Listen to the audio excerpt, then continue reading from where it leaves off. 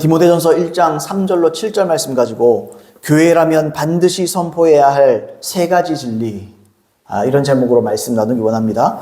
교회라면 반드시 선포해야 할 세 가지 진리. 오늘 본문에 보시면 사도 바울이 자신의 영적 아들이죠.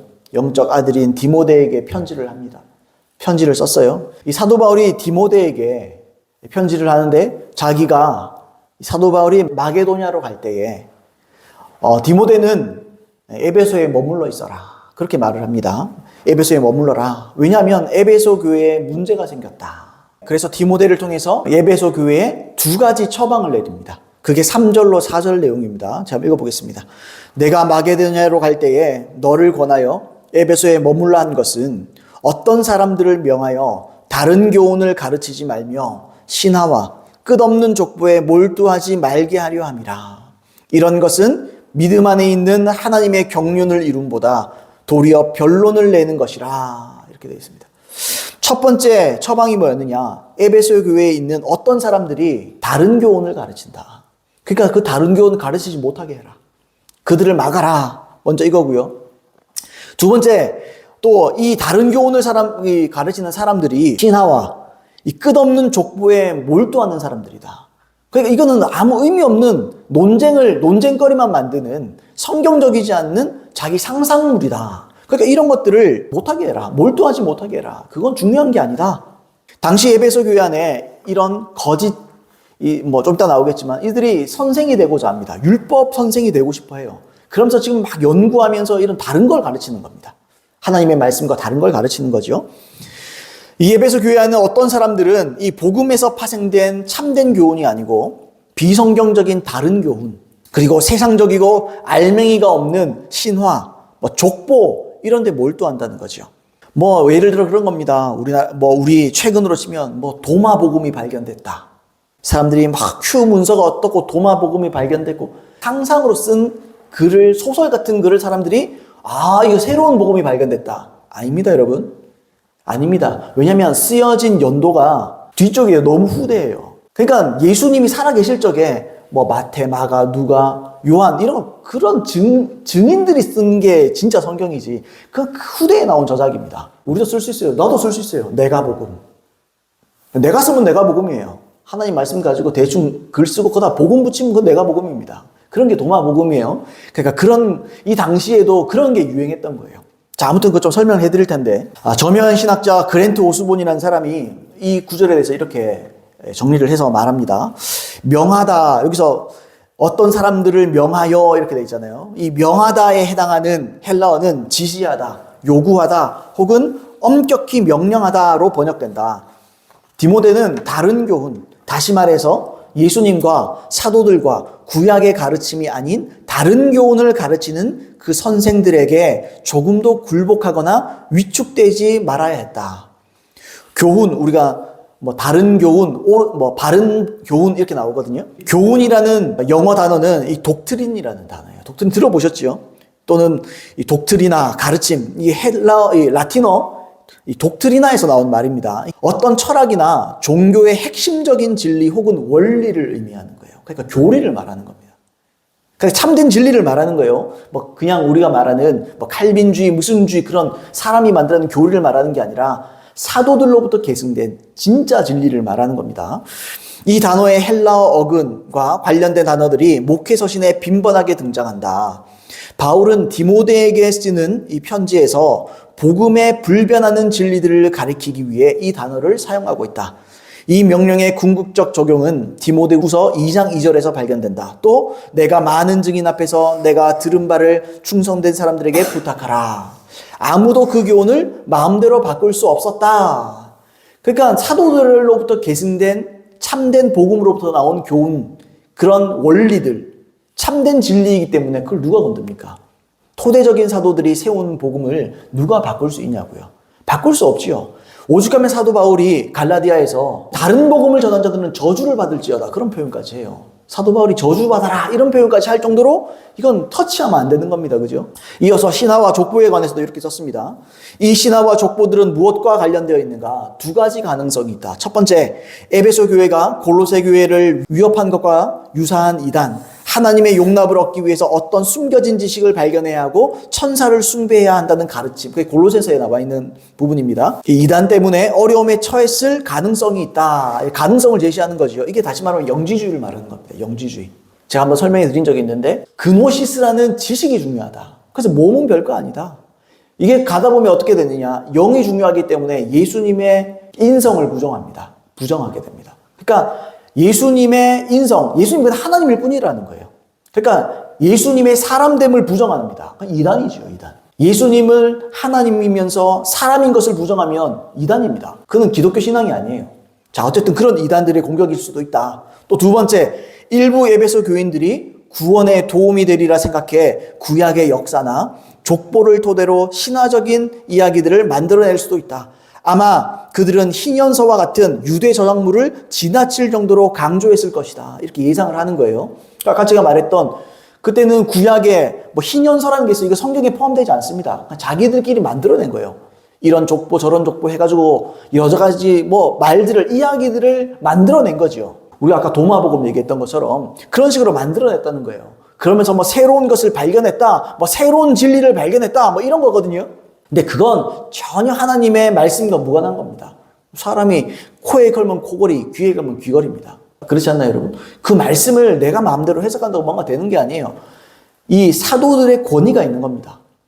토대적인 사도들의 권위가 있는 거예요. 이들의 말에서 나온 진리가 참된 진리요, 그 교리입니다.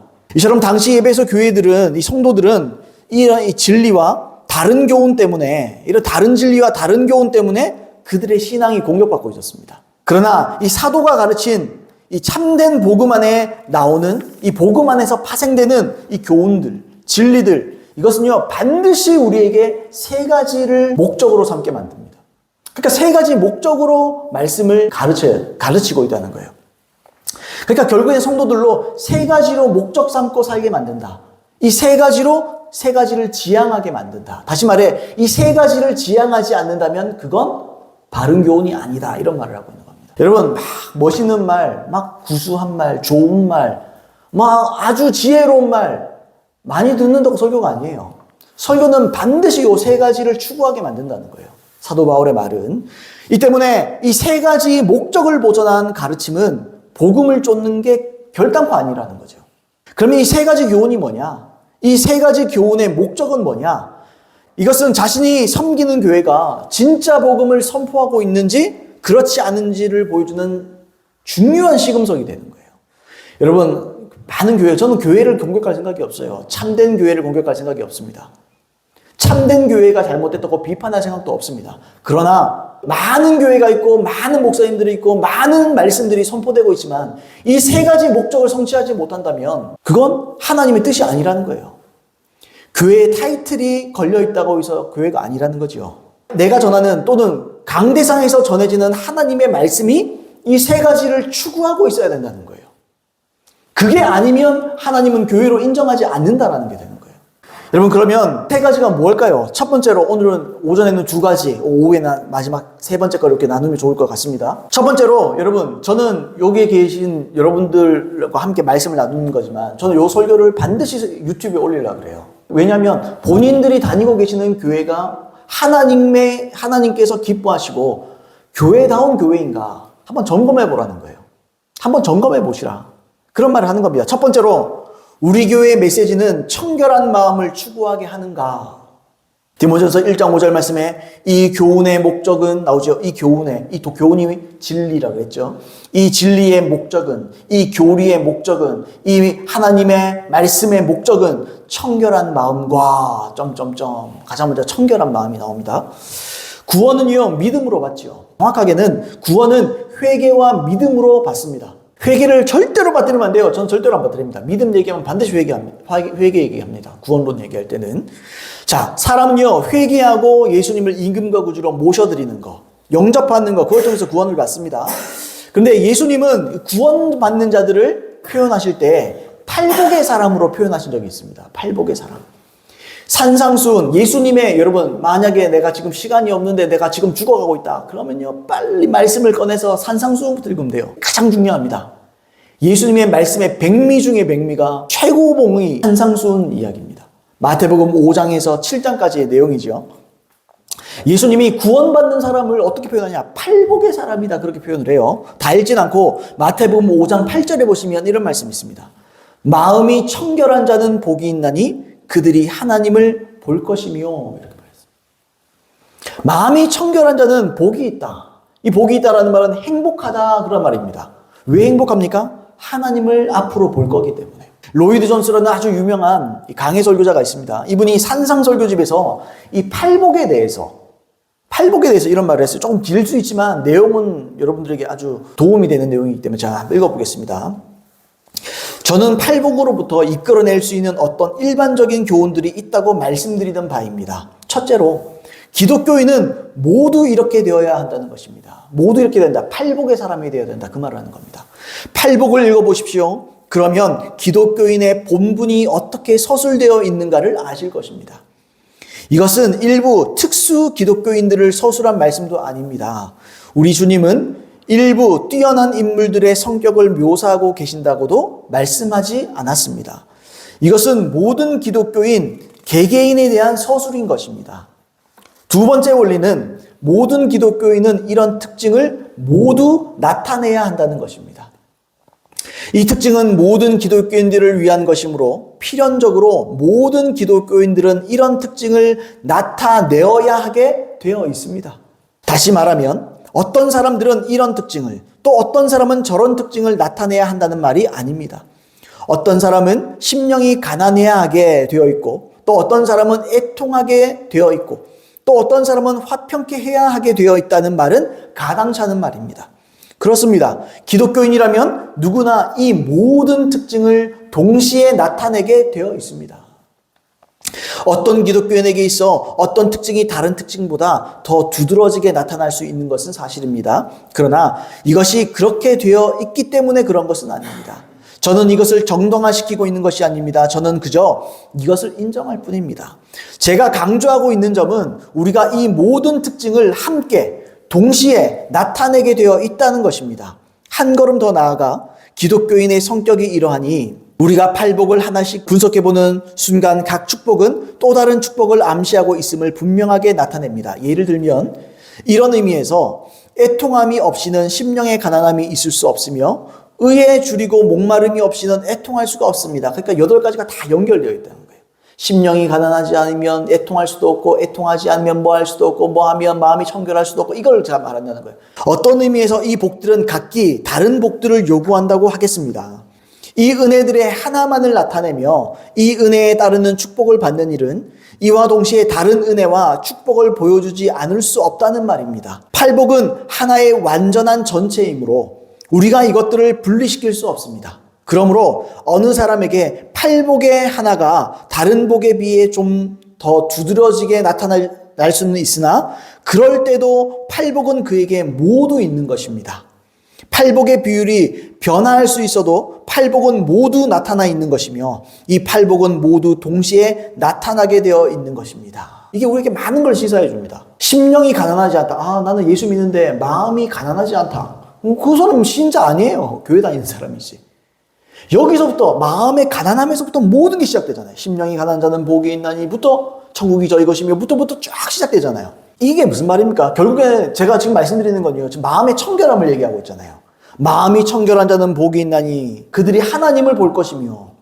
그러니까 마음이 청결한 역시도 성숙한 신자나 영성이 기가 막히게 좋은 사람들에게 나타나는 게 아닙니다. 모든 신자는 단 한 명도 빠짐없이 마음이 청결한 사람입니다.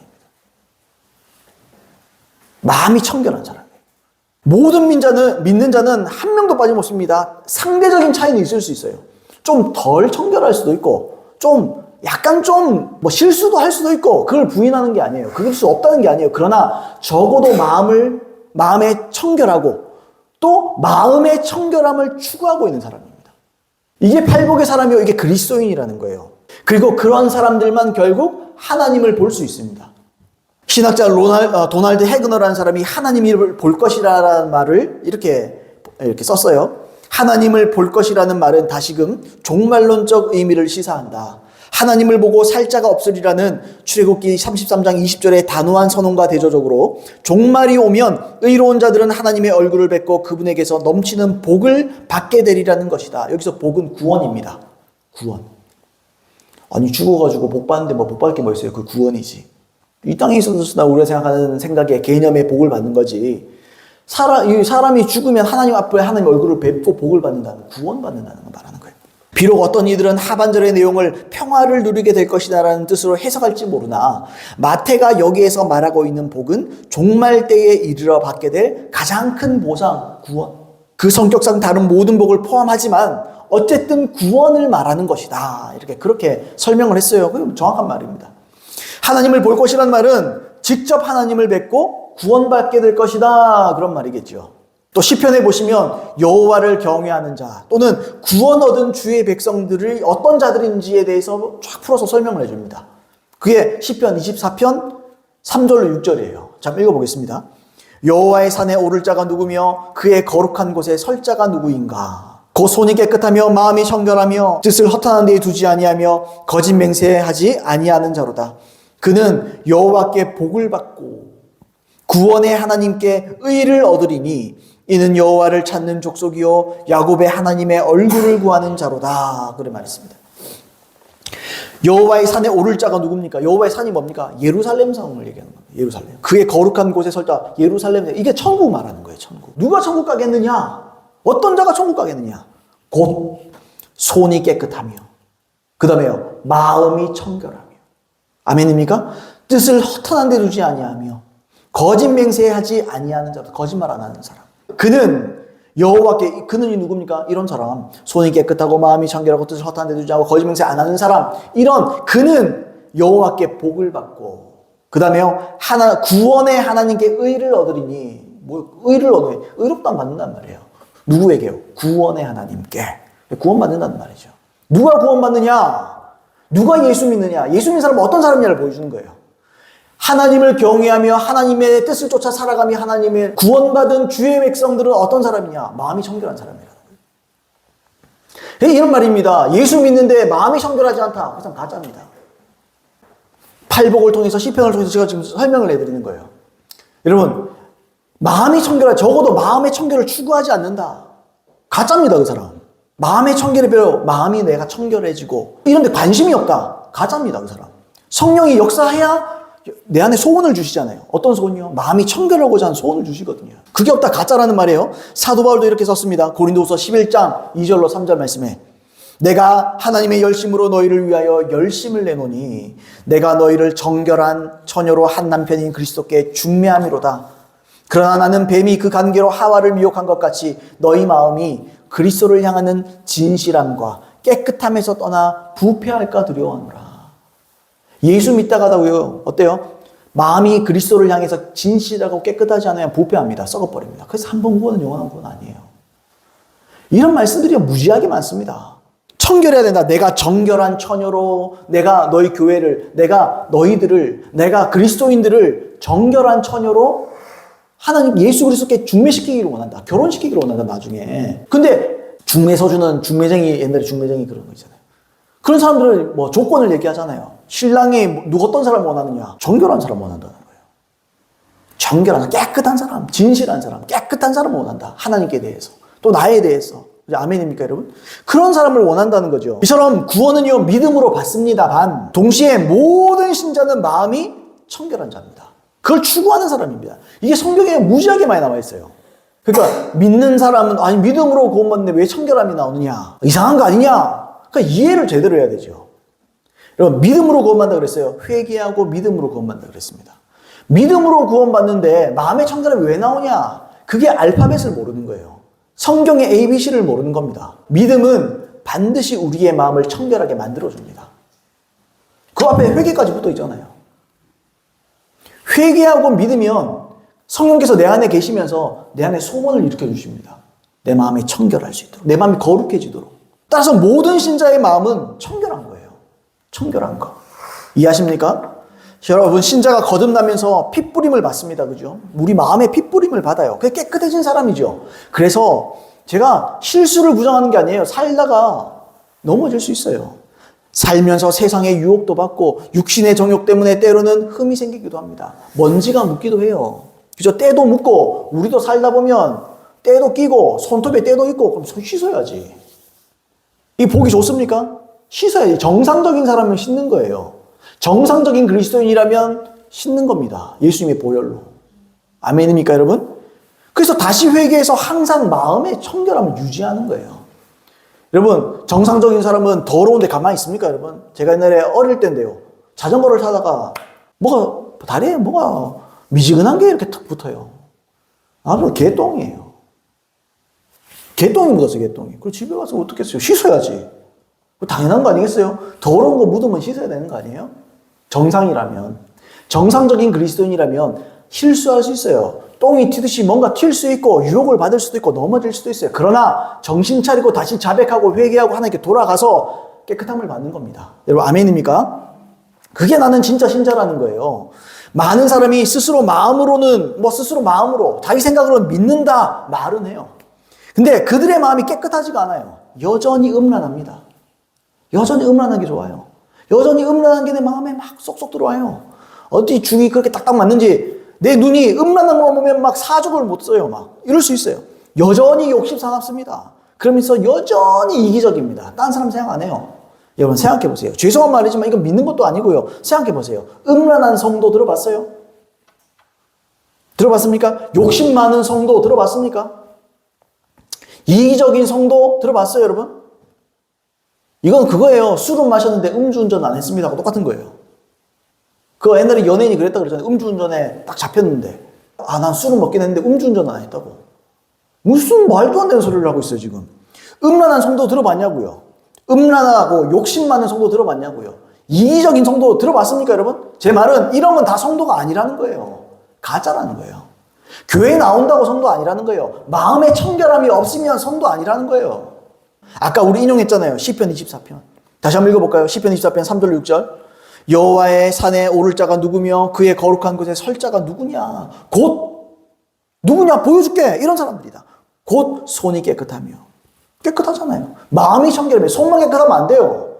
겉으로만 외식할 수 있잖아요. 손만 깨끗한 척 할 수 있잖아요. 아니잖아요. 마음이 청결하며 뜻을 허탄한 데 두지 아니하며 신화나 족보나 다른 교훈 이런 데 뜻을 안 둔다는 거예요. 뜻을 허탄한 데 안 둬요. 그게 중요한 게 하나님의 뜻이 중요한 거다. 아멘입니까? 뜻을 허탄한 데 두지 않으며 거짓 맹세 아니하는 자로다.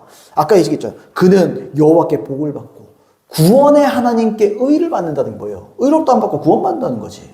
어떤 하나님이요? 구원의 하나님이라고 했잖아요 지금. 아까 얘기했지만 제 말은요. 교회는 이런 사람들이 모이는 곳이에요.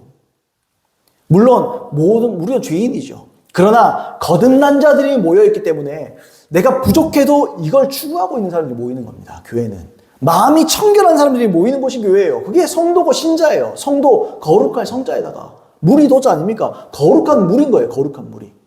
적어도 마음만큼은 청결해야 되는 거예요. 이해되시죠? 그러므로 교회는 사람을 청결한 마음을 구비하게 만들어야 교회라는 거예요. 제 말은. 그러니까 진짜 믿음을 갖게 만들어야 됩니다. 왜요? 진짜 믿음이 청결함을 만들어주니까. 그러니까 교회는 참된 믿음, 성경대로 참된 믿음, 살아 역사하는 믿음, 행함 있는 삶 믿음을 선포하는 교회가 돼야 되는 거예요. 그게 교회라는 거예요, 제 말은. 그게 선포되지 않으면 그건 교회가 아니라는 거예요. 이게 교회가 존재하는 목적입니다. 교회가 왜 존재해요? 성도들로 하여금 마음의 청결함을 목적 삼고 살게 하기 위해서 존재하는 게 교회예요. 사람들이 그래서 결국 천국 가도록 준비시키는 곳이 바로 교회입니다. 과외도 그렇고 무슨 학원도 그렇고 좋은 대학 보내주면 그거 모여들지 않습니까 여러분? 근데요 교회는 왜 집 가까운 데 다녀요? 나를 준비시켜 천국에 들어갈 수 있는 사람으로 만들어주는 곳에 가야 되는 거 아니에요? 제 말이 틀렸습니까 여러분? 좋은 대학 가려고도 어디 기숙사 잡은 데다가 열심히 공부해가지고 대학도 좋은 데 가려고 그러잖아요. 열심히 공부시켜가지고 기숙사 학교를 다니면서 공부 열심히 해서 좋은 대학 왜 팔자 펴려고? 아니 이 땅에 사는 팔자 피는 일에도 그렇게 열심을 내면서 왜 교회를 다니면서 같이 깜깜짝 아닙니까? 내 마음을 청결하게 만들어주는 곳을 다녀야지. 하나님의 말씀 메시지가 명확한 곳을 다녀야지. 따라서 교회의 메시지는 사람들의 마음을 청결하게 하고 심판을 준비하게 만드는 곳이어야 돼요. 그게 교회라는 거예요, 제 말은. 여러분, 이게 아니면요, 교회가 존립할 필요가 없는 거예요. 세상에 봉사단체 많습니다. 봉사단체 봉사하면 돼요. 봉사단체 많잖아요. 그 사람들 봉사하면 되잖아요. 재정도 있고 뭐 노하우도 있을 텐데. 근데 교회는 물론 그 일도 하지요. 근데 그건요, 교회의 어떤 한 부분일 뿐이에요. 물론 그것도 중요한 일이지만 가장 중요한 게 뭡니까, 여러분? 내가 봉사 실컷 하고, 내가 헌금 실컷 하고, 봉사 실컷 하고, 교회 봉사도 열심히 하고, 지옥 가면 어떡할래요? 내 마음이 깨끗하지 않아서 지옥 가면 어떡할래요? 나는 가짜인데 난 속고 있는 거예요. 진짜라고. 내가 교회 열심히 다니기 때문에, 내가 주일 성수 한 번도 안 빠졌기 때문에, 내가 수요예배도 나오고 금요 기도회도 나오고 뭐 새벽 기도도 열심히 다니니까 구원받을 거라고 생각한다고요. 그게 착각이라는 거죠, 제 말은. 그걸로 구원받는 거 아닙니다. 성령께서 내 안에 오셔서, 아멘입니까? 내 마음을 청결하게 만들어 주셔야 돼요. 그걸 추구하고 살아야 돼요. 의에 목말라 살아야 되는 거예요. 여러분, 만약에 여러분이 출석하고 있는 교회가 자신과 어떤 관계에 있든지 이런 메시지를, 이런 진리를 선포하고 있지 않다, 자기의 영혼을 위해서 돌아서셔야 됩니다. 예수님이 말씀하셨어요. 거짓 선지자를 삼가라 그랬습니다. 거짓 선지자가 누굽니까? 회개를 선포하지 않는 자들. 하나님의 말씀을 그대로 선포하지 않는 자들. 오늘 말씀으로 치면 마음의 청결함에 대해서 목적 삼지 않는 곳, 목적 삼지 않는 목회자, 그건 목회자가 아니에요. 그건 사꾼입니다, 사꾼. 여러분, 그러므로 하나님의, 그렇게 돌아서는 게 하나님 기뻐하시는 일이에요. 왜냐면 죽잖아요, 거기 있으면. 두 번째로, 우리 교회의 메시지는 선한 양심을 지키며 살아가게 하는가. 자, 디모데서 1장 5절인데요. 이 교훈의 목적은 청결한 마음과 선한 양심과 점점점 이렇게 되어 있습니다. 여러분, 하나님은 짐승과 달리 사람에게는 양심을 주셨습니다. 짐승은 양심이 없어요. 근데 사람에게는 양심을 주셨습니다. 그러면 사람에게 왜 양심이 필요했는가? 양심에는 어떤 기능이 있는가? 우리가 좀 살펴봐야 되지 않겠어요? 양심이 어떤 기능, 뭐 짧게 나눌 겁니다. 양심은 먼저 사람이 뭔가를 인식하고 판단하고 선택하게 하는 기준점입니다. 기준. 그래서 성경에는 뭐 양심을 말할 때 선한 양심, 깨끗한 양심, 청결한 양심, 또 더러운 양심, 약한 양심, 화인 맞은 양심, 뭐 이렇게 표현을 많이 해요. 그래서 선하고 깨끗하고 청결한 양심을 가지고 그걸 유지하고 사는 사람이 나와요. 그리고요, 더럽고 약하고 화인 맞은 양심을 가진 사람들이 나옵니다. 사람은 자기 안에 있는 양심을 통해서 모든 것을 인식하고 판단하고 선택하고 살아가는 거예요. 자, 요한복음 8장 7절로 9절. 그들이 묻기를 맞이 아니하는지라 이에 일어나 이르시되 너희 중에 죄 없는 자가 먼저 돌로 치라 하시고 다시 몸을 굽혀 손가락으로 땅에 쓰시니 그들이 이 말씀을 듣고 양심의 가책을 느껴 어른으로 시작하여 젊은이까지 하나씩 나가고 오직 예수와 그 가운데 섰는 여자만 남았더라. 이 여자가 그죠? 가늠하다 잡힌 여인이지요. 사람들이 막 손가락질하고 돌로 쳐 죽이려고 이제 그렇게 하는 겁니다. 그러니까 예수님이 땅에다 글자를 탁 쓰면서 그런 거예요. 나 글자를 뭐라 쓴지는 모르겠어요. 뭐 예수님이 사인을 하셨는가 난지 모르겠는데 그건 얘기는 없습니다. 근데 예수님이 그렇게 말하는 거죠. 너희 중에 죄 없는 자가 먼저 돌로 쳐라. 이 말이죠. 너희 중에 가늠하지 않는 자가 누가 있냐? 너희 중에 음란하지 않은 자가 누가 있냐? 그 얘기하는 거예요. 그러니까 이 사람들이 듣고 뭐라 그래요? 판단을 하는 거죠. 아, 그들이 이 말씀을 듣고 양심의 가책을 느껴. 가책을 느끼는 거야. 아, 인식하고 판단하는 거죠, 자기가. 그런 다음에 선택하는 겁니다. 그 다음에요, 하나씩 나가고, 그 다음에 자리를 비웁니다. 그러니까 예수님과 그 여자만 남는 거죠. 또 양심은 하나님께서 우리를 가르치시는 통로입니다. 양심을 통해서 우리가 하나님의 음성을 듣고요. 양심을 통해서 하나님 주시는 훈계를 받을 수가 있어요. 시편 16편 7절 말씀에 나를 훈계하신 여호와를 송축할지라 밤마다 내 양심이 나를 교훈하는도다. 나를 훈계하신 여호와. 훈계하시는데 뭘로 훈계해요? 양심을 통해서 훈계한다는 거예요. 어떨 때 그렇겠죠. 우리 이불킥이라고 표현하잖아요. 오늘 잘 때 그래서 내가 왜 그랬지? 나 뭐 듣다가 승질을 내가지고 좀 입 좀 가만히 있을걸. 그게요. 웃자는 뭐 어쩌고. 이러면 안 돼요. 나에게 주님 교훈하시는 거예요. 그랬으면 안 돼. 그거 바른 거 아니야. 내 양심이 기억하는 거예요. 내 양심이 딱 새겨지는 거예요. 그거 그렇게 살면 안 돼. 그런 식으로 그 예수 믿는 네가 목사 그래도 되겠어? 경제가 아니고 그렇게 하지 말아라. 훈계하는 거죠, 훈계하는 거. 이처럼 하나님은 우리 양심을 통해서 훈계하시고 교훈하셔요. 또 양심은 우리 내면의 목소리입니다. 하나님의 음성 들을 때 우리 양심을 통해서 많이 듣습니다. 양심은 하나님께서 마음에 새긴 율법이에요. 그 로마서 2장 15절에 나와 있죠. 양심은요, 일종의 하나님의 음성입니다. 그러나 사람이 양심이 다 똑같습니까? 다 똑같지 않죠. 하나님의 음성이라고 우리가 그렇게 제가 말씀을 드렸는데, 여러분 저 식인종이 사는 데 가보세요. 사람 잡아먹는 게, 사람을 죽이고 잡아먹는 게 양심에 걸립니까? 안 걸립니까? 미안하지만 막 죽이고 이렇게 먹나요? 식인종 예를 들면 아니잖아요. 그게 무슨 말이냐면 이 양심에는요 반드시 진리가 더해져야 돼요. 진리. 그래서 양심이 교화되는 겁니다. 교화가 돼야 돼요. 이 때문에 교회는요 진리를 통해서 사람의 양심을 교화시킬 의무가 있는 거예요. 그래서 교회가 무너지면요 그 나라의 도덕성이 무너져 버리는 거예요. 교회가 해야 될 일이 뭡니까? 바른 소리 옳은 소리 해야 되는 거예요. 뭐 정치 얘기해도 마찬가지예요. 하나님 입장에서 바른 소리 옳은 소리 해야 되는 거예요. 모든 게 마찬가지예요. 교회는요 목에 칼이 들어와도 바른 소리 해야 되는 겁니다. 하나님 말씀 그대로 얘기해야 되는 겁니다. 말씀을 내가 잘 몰라서 뭐 좀 조심하 뭐 이런 면도 있을 수 있어요. 근데 하나님의 말씀을 내가 정확하게 알았다. 그러면요 앞뒤 분간 안 하고 선포해버려야 되는 거예요. 우리가 그런 교회에 다녀야 돼요. 그게 하나님께서 교회를 세우신 목적 중에 하나라고요. 아멘이세요, 여러분? 여러분, 짐승이 아까 양심이 없다 그랬죠? 그래서 짐승이 어때요?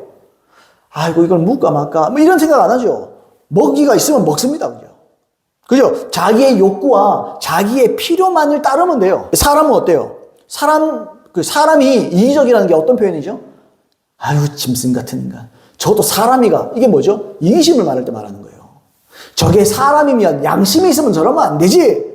그 짐승 같다는 거죠. 이기심에 눈물을 버린 거죠. 자기 필요, 자기가 원하는 게 있으면 필요와 욕구와 이익, 그것 때문에 득달같이 달려든다. 그건 짐승 같은 사람이라는, 짐승이라는 거예요. 짐승, 사람도 아니다. 이런 말을 하잖아요. 그러니까 본래 사람은요, 짐승처럼 단순하게 하나님께서 만드신 게 아니에요. 사람도 욕구를 느낍니다. 필요도 느낍니다. 또 이성과 감정도 있어요. 근데 그걸로 결정하면 안 되는 거예요. 모든 게.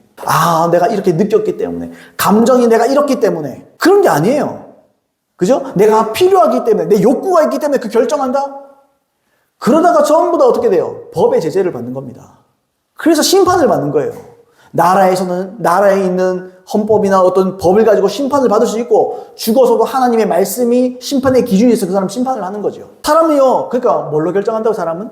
결국에는 양심으로 결정하는 거예요. 내 마음이 기분이 나쁘고 말고 뭐 그럴 수 있지만 그래도 바른 게 뭔가, 그래도 내 양심에 거리끼지 않는 게 뭔가, 아이고 딴 사람도 다 저렇게 하던데 그래도 양심이 거리끼면 안 해야 되는 거지요. 그게 하나님의 음성이라고요. 가라, 서라, 기다려라, 이게 전부 다 우리 양심을 통해서 알게 된다는 거예요. 우리의 양심의 귀를 기울여야 돼요. 양심은 하나님이 말씀하시는 루트 중에 하나입니다. 그러니까 우리는 항상 양심에 귀 기울여야 돼요. 제가 수요예배 때도 그런 말씀 드렸는데요. 제가 저기 하남에 있을 때, 하남에서 이제 서울에 이제 왔다 갔다 목회를 할 때, 출퇴근을 할 때, 제가 주소하다가 뒤에 차를 콩 찍었어요. 빡 안 찍었어요. 콩 찍었어요. 표시도 안 나. 그래서 전화했습니다. 제가. 여차저차 해가지고, 제가 여기 좀 이렇게 살짝 부딪혔는데, 그래서 제가 지금 바빠서 그러니, 이 연락처로 나중에 그거 수리하시고 연락 주시라. 그 사람이 나중에는, 아이고, 전화가 왔어요.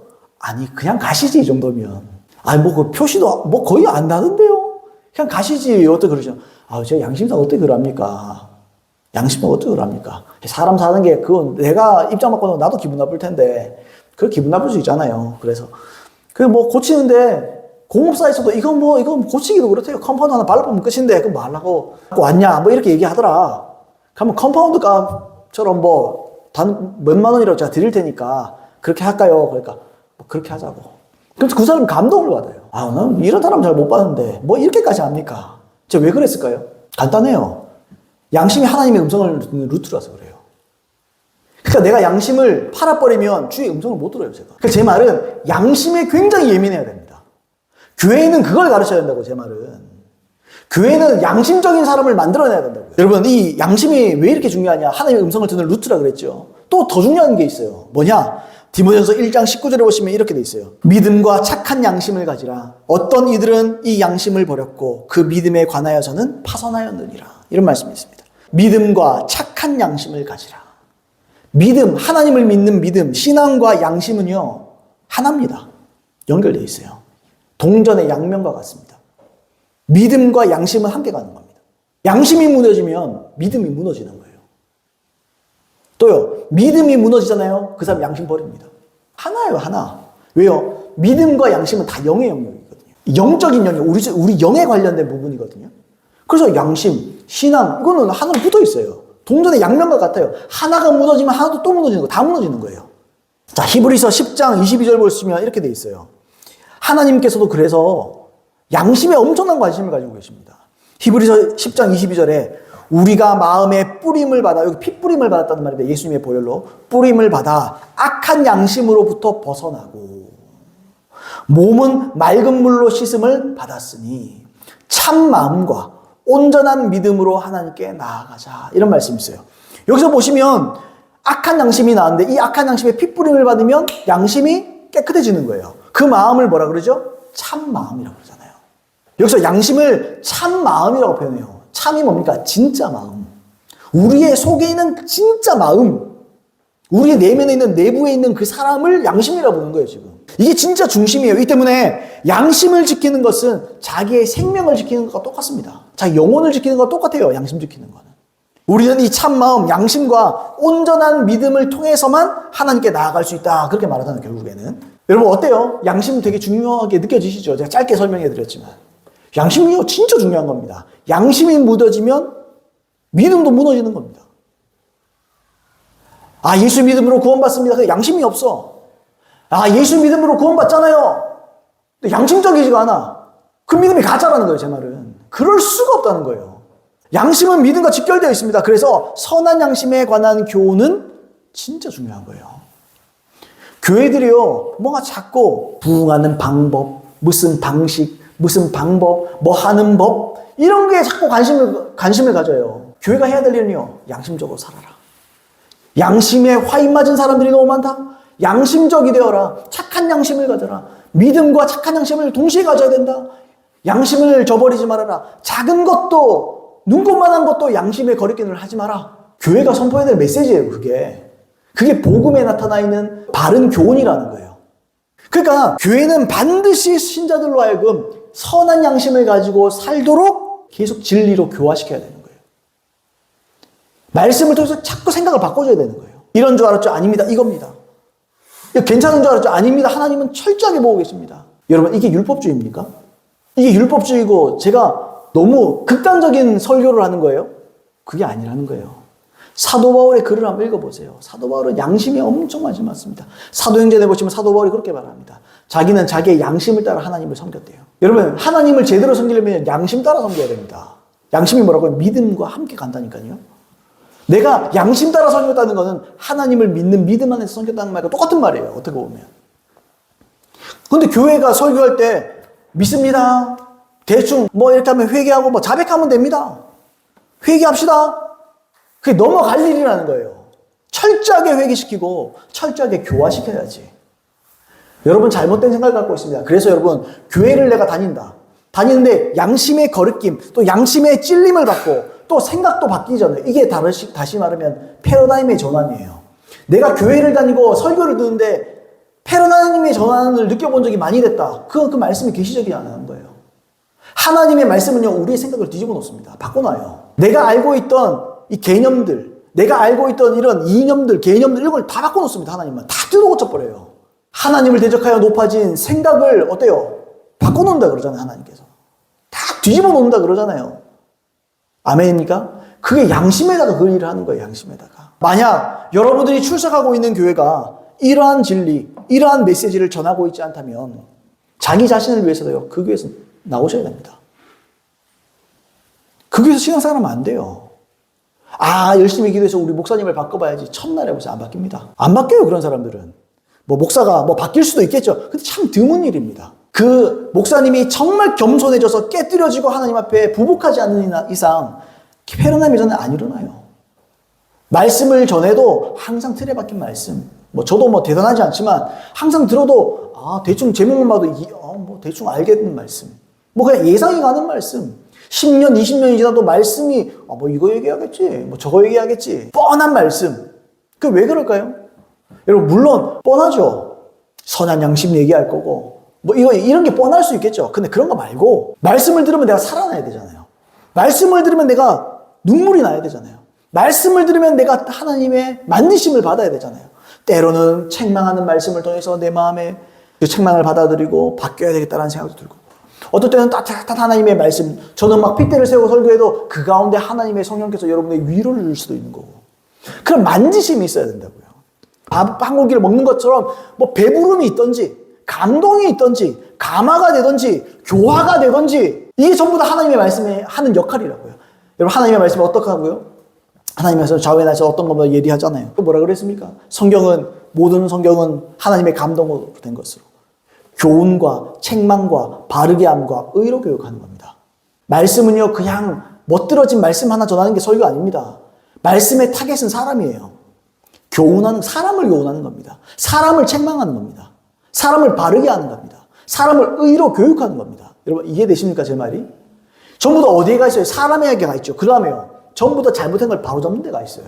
교훈. 오늘 교훈에 나왔잖아요. 독트린. 참된 진리를 통해서 사람의 생각을 깨뜨리는 거예요. 그 다음에 책망. 때로는 책망이 필요해요, 사람들은. 혼날 때가 필요한 거예요. 하나님의 말씀을 통해서 어떨 때는, 뭐 저렇게까지 설교하나? 아니요. 그렇게 설교해야 되는 거예요. 하나님 감동 주시면.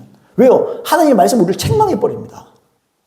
사람들이 책망 듣는 설교 싫어하잖아요. 그래서 말랑말랑하고 사탕 발림 같은 설교 좋아하잖아요.